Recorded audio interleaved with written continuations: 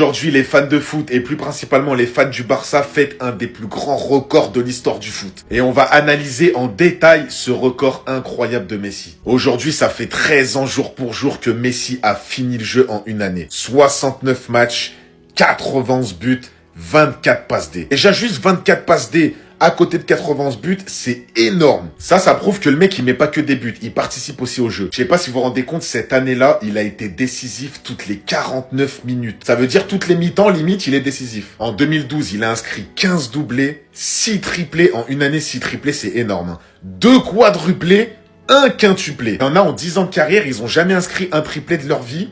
Le mec, il a tout fait en une année, il a tout fait. 21 matchs consécutifs où il a été buteur en Liga. Série record. Il a marqué plus de buts que 18 des 19 autres équipes de Liga cette année-là. Mais mamma mia. Et il y en a, vous remettez en question ce record. Vous vous rendez compte que là, cette année, Mbappé, sur l'année civile, il a inscrit à peu près 60 buts.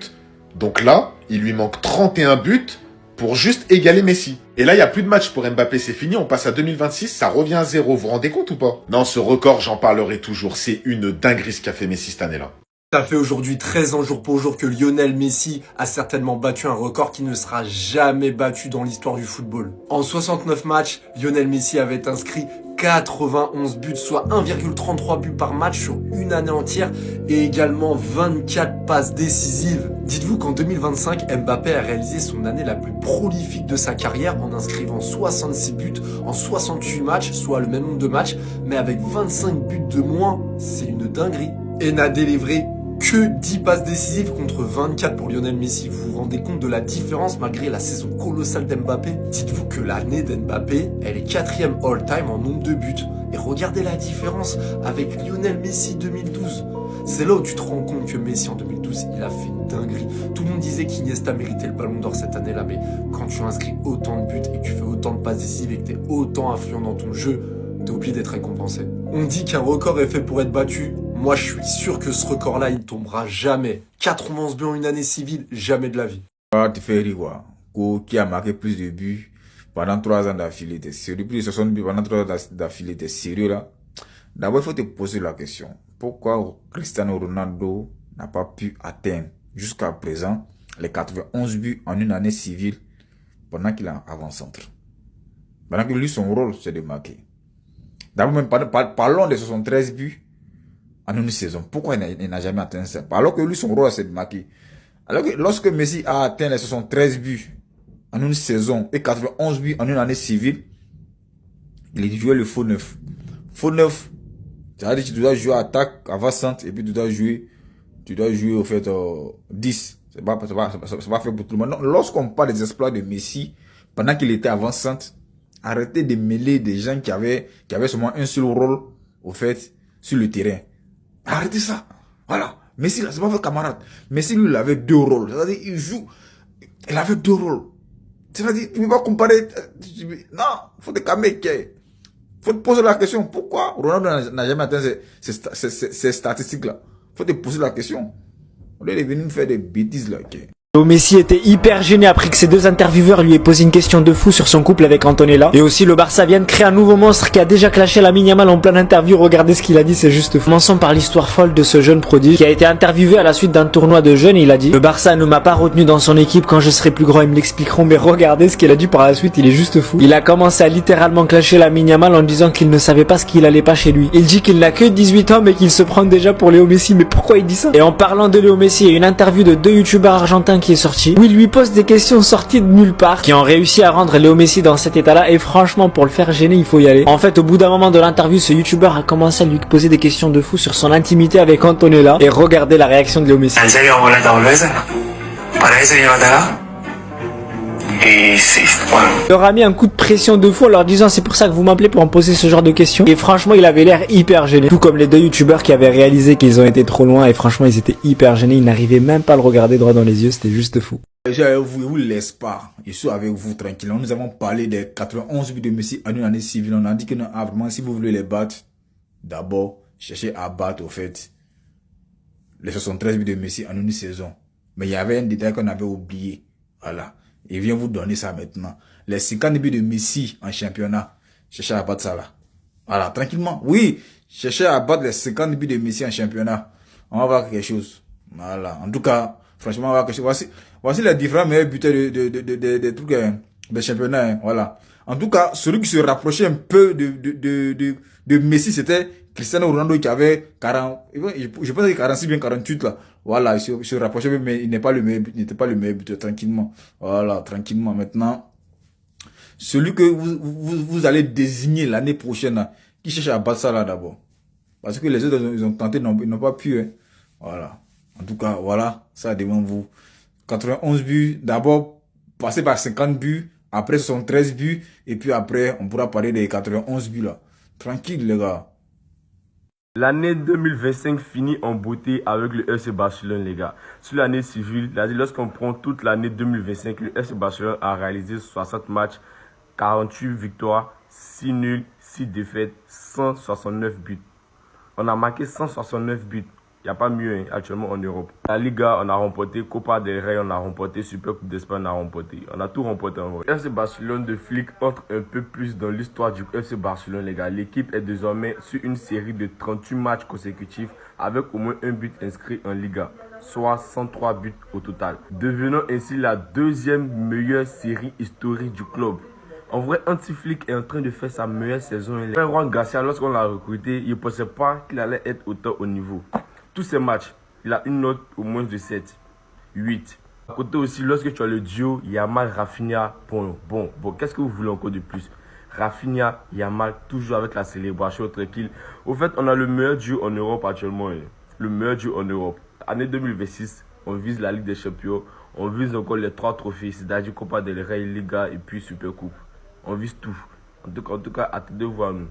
Les amis, j'espère que vous allez bien. Voici la série d'informations concernant le FC Barcelone. Vous savez quoi faire. Like, partage, abonnement pour ceux qui ne le sont pas encore. Let's go. Les gars, la photo de Lionel Messi au Spotify Camp Nou cumule désormais 35 132 445 likes. Et les gars, actuellement, les Barcelonais se moquent de l'Espagnol de Barça parce qu'ils ont eu Juan Garcia à 25 millions. Et pour eux, ce gardien vaut plus de 100 millions d'euros. Et actuellement, le FC Barcelone est sur une série de 7 victoires consécutives, les gars. Et depuis que Flick il est entraîneur du FC Barcelone, c'est pour la première fois qu'il a pu faire 3 matchs d'affilée sans encaisser un but, les gars. Et les 3 matchs, c'est 2-0, les gars. Et c'est toujours à l'extérieur, c'est beau. Et concernant Christensen, hein, c'est déjà confirmé. Christensen souffre d'une rupture partielle du ligament croisé antérieur. Il suivra un traitement conservateur et sera indisponible pendant 4 mois, les gars. Et selon Opta José, Barcelone a marqué 169 buts en 60 matchs en 2025. La 5e meilleure performance de l'histoire du club. Et toujours selon Opta José, le Barça est désormais invaincu depuis 17 matchs en déplacement à Villarreal. C'est énorme. Toujours selon Opta José, alors qu'il ne fêtera ses 19 ans qu'en juillet prochain, Lamine Yamal est le 2e meilleur buteur avec 21 buts des 5 grands championnats. Avant cet âge, seul Mbappé avec 23 buts est encore devant. Et selon le journaliste Javi Miguel, hein, il y a des sentiments négatifs concernant la blessure de Jules Koundé. Le Français pourrait être exclu pour la Super Coupe d'Espagne en janvier,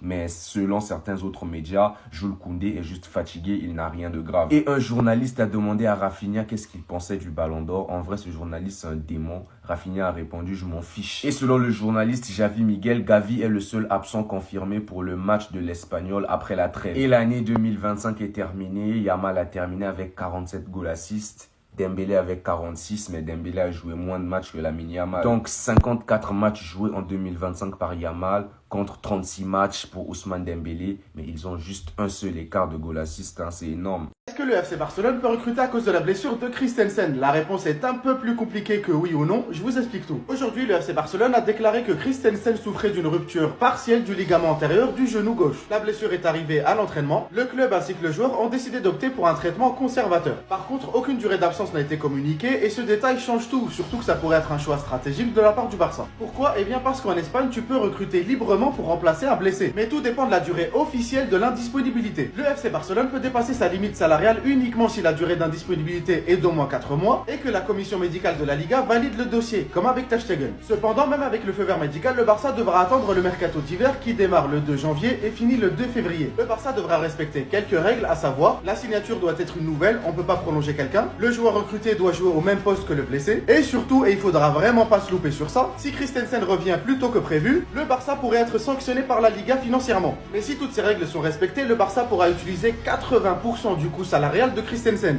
Je précise, c'est l'équivalent de son salaire à hauteur de 80%. C'est pas 80% de son salaire à lui qu'on donne à quelqu'un d'autre, c'est l'équivalent. Je précise parce qu'il y en a qui sont tombés sur le Barça, ils ont commencé à raconter n'importe quoi à l'époque quand c'était Ter Stegen. Bien évidemment, si le joueur reste plus tard que la durée d'indisponibilité de Christensen, il faudra prévoir les fonds pour le reste de son contrat. À en croire ce que Joan Laporta a déclaré très récemment, le Barça pourrait recruter n'importe qui si et seulement s'il en a besoin. Donc là, va falloir qu'il tape un grand coup et qu'il nous montre qu'il a pas bluffé juste pour sa campagne présidentielle. En tout cas, dites-moi vous en commentaire qui vous voulez qu'on ramène comme défenseur pour remplacer Christensen.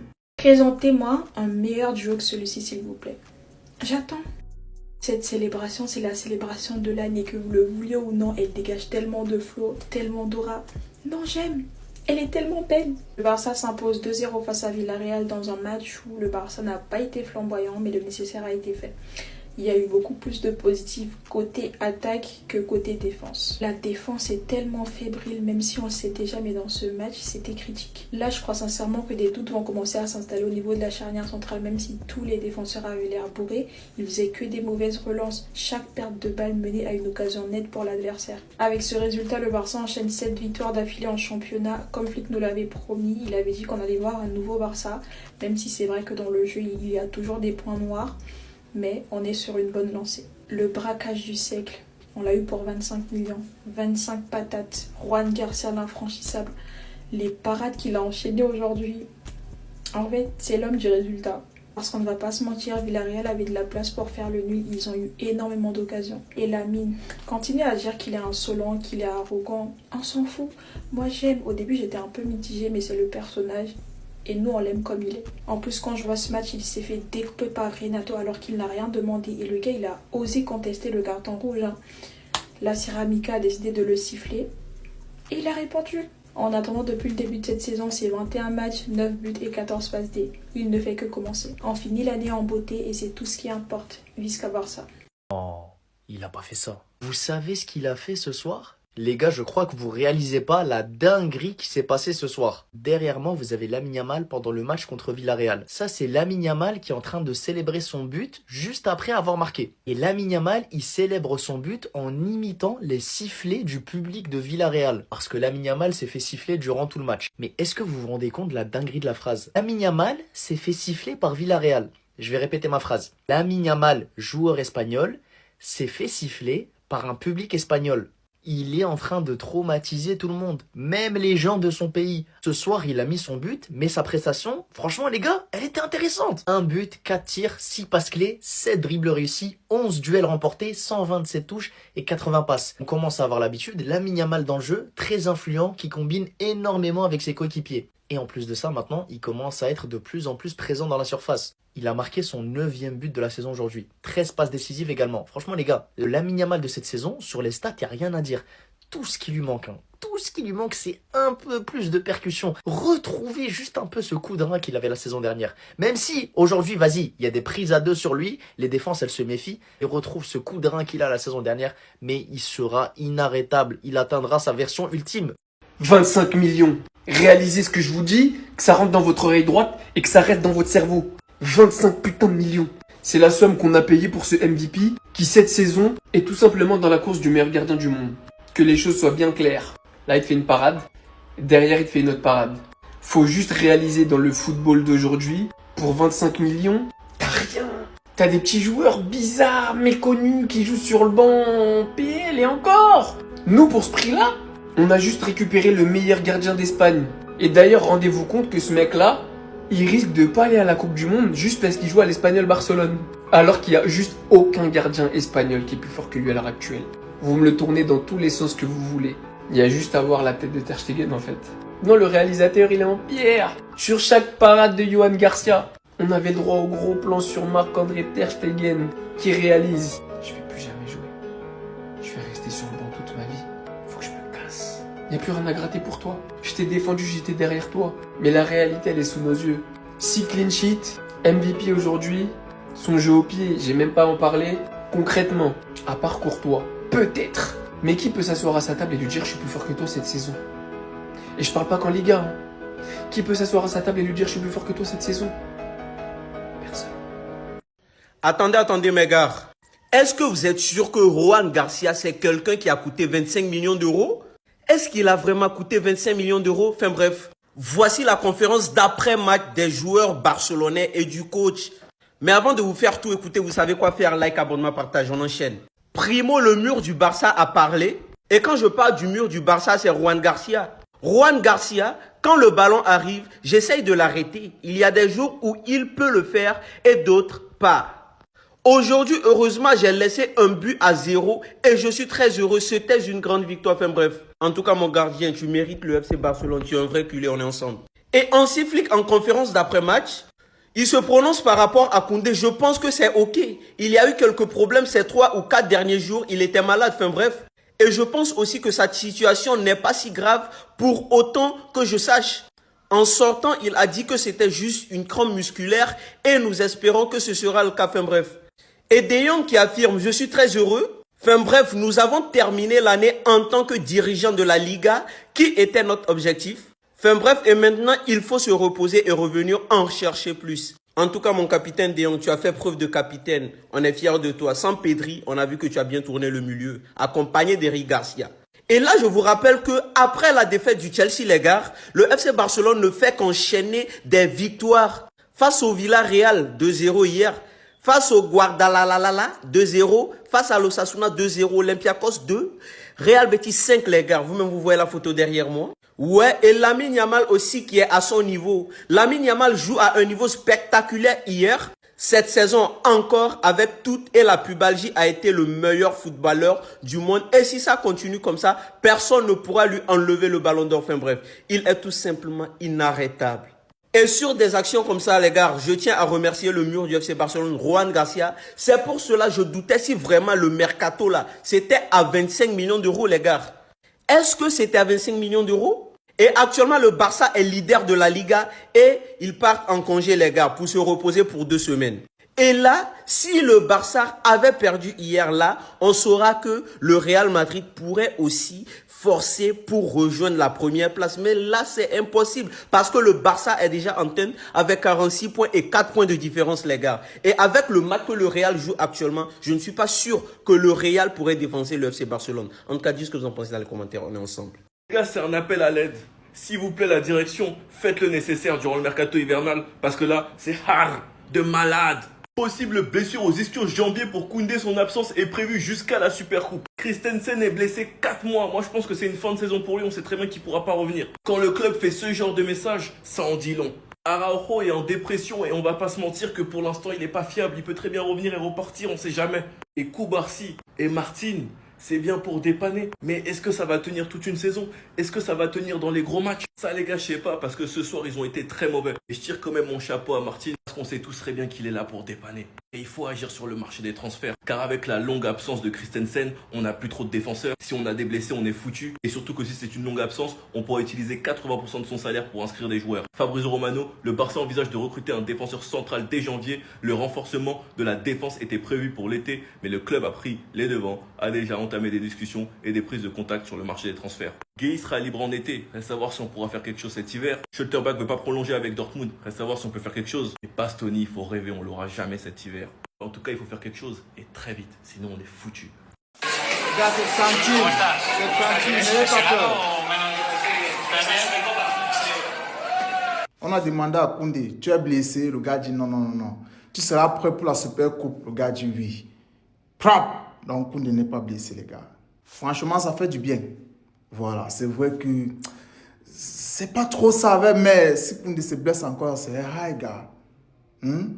Parce qu'il nous a fait peur qu'on puisse que Koundé se blesse encore là, maintenant on va faire comment? On va voir Christensen qui s'est blessé. On ne sait pas, peut-être ça va même absent de 5 mois, 6 mois, comme ça, on ne sait pas. Aoudjo est touché mentalement. Lui, il a déclassé d'abord, il ne compte même plus sur lui. Il nous manque maintenant les 2 petits frères là, Koubarsi et Gérard Maldini. Est-ce qu'ils vont tenir? On a vraiment il y avait trop de déchets. Les peuvent donner les passes comme ça, Njor à Villarreal, pour rien comme ça là. Donc c'est une très bonne nouvelle, les gars. Et j'ai aimé la réaction de Koundé hier quand Vega tac clairement par derrière là. J'ai aimé sa réaction. J'ai aussi aimé la réaction de Rafinha. Voilà. C'est ça mon capitaine. On ne touche pas au chouchou.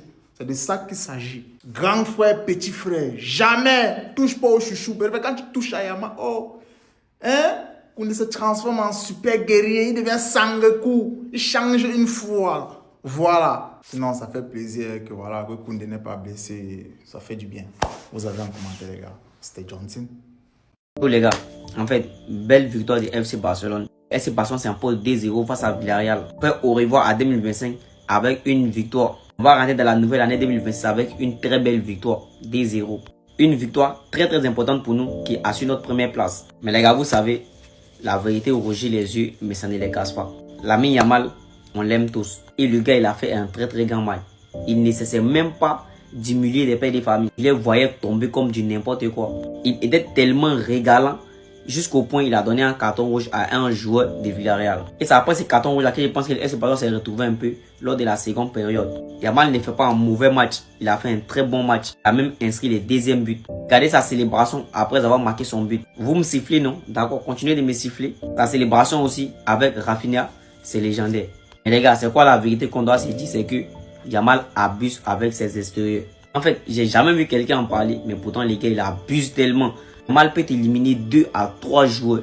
Il peut faire mieux, il va faire extérieur pour tout gâcher. En fait, lui-même souvent, il ne rend pas ses dribbles classe. C'est-à-dire, il finit les dribbler. Toi-même, tu es derrière ton écran, tu es épanoui, tu sautes des joueurs et puis ensuite les gars, ils gagnent. Et moi, je vois jamais un créateur de contenu en parler ou je vois jamais quelqu'un s'y plaindre pour ça. Jusqu'au point, je me demande, mais attends, c'est moi seul j'ai remarqué ça là ou mais il y a certaines personnes aussi qui ont remarqué ça. Donc les gars, en fait, c'est à certaines personnes aussi qui ont remarqué la même chose que moi là. Venez, on va en parler en commentaire. Voilà les gars, venez donner vos avis dans les commentaires parce que moi, en vrai, ça m'énerve. On fatigue quoi. Voilà, donc venez, on va en parler dans les commentaires en fait. Soit il est fou, soit il est complètement fou. Il n'y a pas d'autre explication. Pour vous parler de cette action, je vais citer Walid Acharchour. Yohan Garcia, c'est le genre de mec, ouvrez les guillemets, tu lui donnes 100 €, il te les rend le lendemain. Fermez les guillemets. Tu peux lui confier tout ce que t'as, il va en prendre soin. Ça fait 1-0 pour le Barça. On est à la 35e minute de jeu. Normalement, là, il n'y a pas de danger. Baldé, il a juste à faire une petite passe en retrait. Mais regardez ce qui va se passer. Et regardez le positionnement de Yohan Garcia. Baldé se fait presser et perd la balle. Et là, Yohan Garcia, il commence à être sur ses appuis, tu vois. Il regarde, il guette. Le joueur de Villarreal met une frappe. Mais Yohan Garcia a très bien anticipé et nous maintient dans le match parce qu'à ce moment-là, ça faisait seulement 1-0 pour le Barça, les gars. Et qui sait ce qui aurait pu se passer si Villarreal avait égalisé sur cette action. Un gardien qui a la tête sur les épaules, un gardien qui est serein en 1 contre 1. Tu lui donnes les clés de ta voiture, il va pas te la voler, il te la rend le lendemain. En tant que défenseur de Barça, en tant que défenseur du Barça, même si tu perds le ballon, tu sais que ce mec derrière toi, il va rattraper ton erreur, il n'y a pas de problème. Pareil sur cette action, le mec il te sort un face à face. Bon, il y avait hors-jeu pour Villarreal, mais ce genre de parade, ça rassure les gars. Ça rassure parce que déjà tu rentres dans la tête de l'équipe adverse et tu montres à ton équipe que tu es présent. Tu rassures ton équipe.